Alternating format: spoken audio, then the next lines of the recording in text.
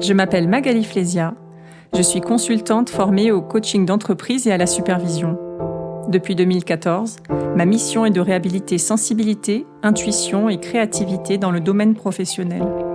Dans ce podcast, Monde Sensible saison 2, je m'adresse aux dirigeants, aux professionnels de l'accompagnement et du conseil et à tous les individus désireux de contribuer à un monde plus ouvert à la complexité et plus tolérant.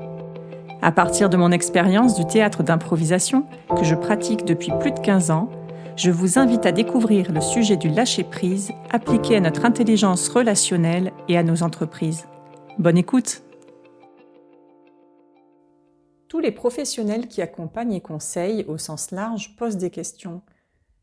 Le questionnement, s'il est bien maîtrisé, est un art, paraît-il. Une question fermée empêche le débat, réduit l'expression, ferme la discussion.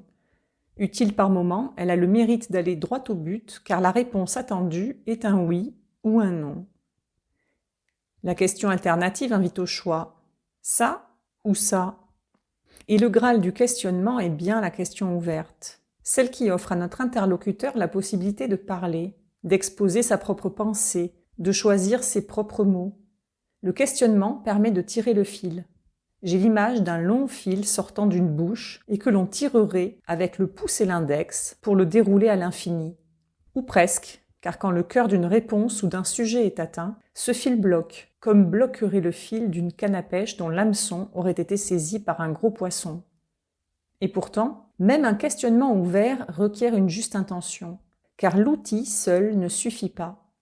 Une nouvelle fois, si notre volonté est d'obtenir une réponse précise, un acquiescement, voire une capitulation, alors nous prenons le risque de créer une résistance et d'obtenir ainsi précisément l'inverse de ce que nous visons. D'ailleurs, en formation, il m'arrive régulièrement de faire remarquer aux participants que leurs questions, bien couvertes, provoquent une méfiance, une fermeture, ou en tout cas n'obtiennent pas les résultats escomptés. Parce que parfois, les questions que nous formulons sont lancées en direction de l'interlocuteur comme autant de boulets de canon. Pas forcément dans le ton, mais dans le contenu. Imaginez une forteresse au centre, avec une dizaine de canons placés tout autour en cercle. Chaque boulet envoyé vers la forteresse l'attaque depuis un angle différent. Même formulé avec la plus grande des douceurs et le plus grand des respects, un questionnement adressé de manière circulaire est chargé d'intention. Il cherche depuis l'extérieur à pénétrer dans les méandres de l'esprit, au lieu de se contenter de titiller l'esprit pour en laisser jaillir ce qu'il est prêt à exprimer. De la même manière, en improvisation théâtrale, il arrive que nous soyons enfermés dans notre représentation mentale de l'histoire qui est en train de se jouer et que nous ne parvenions pas à lâcher prise. Dans ce cas-là, nous ne sommes ni à l'écoute ni au service de ce qui est en train de se passer.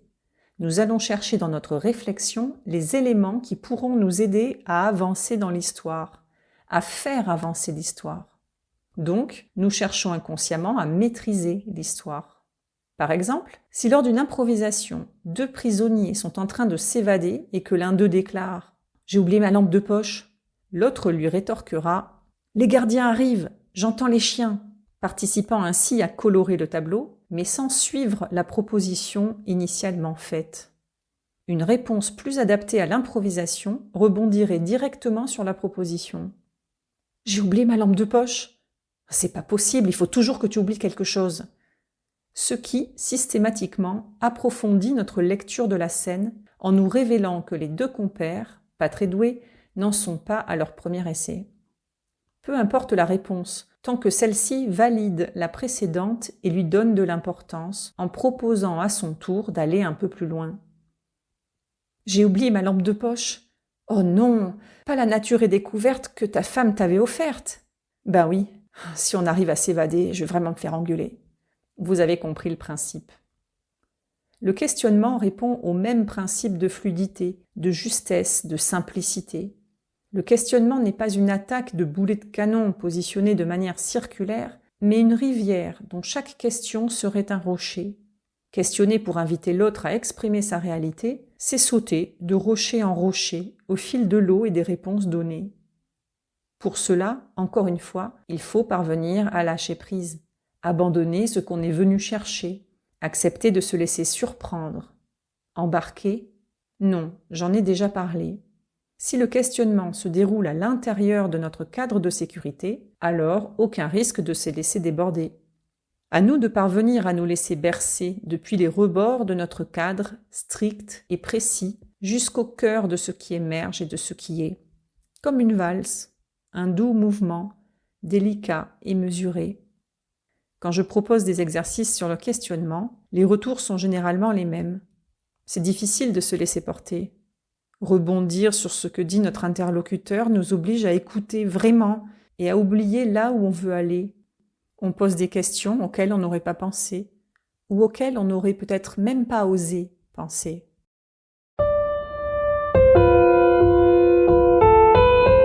Merci d'avoir écouté cet épisode de mon podcast Monde Sensible. Je vous donne rendez-vous pour le prochain, pour un monde plus organique, ouvert à l'incertitude et à l'inconnu, et plus tolérant. À bientôt!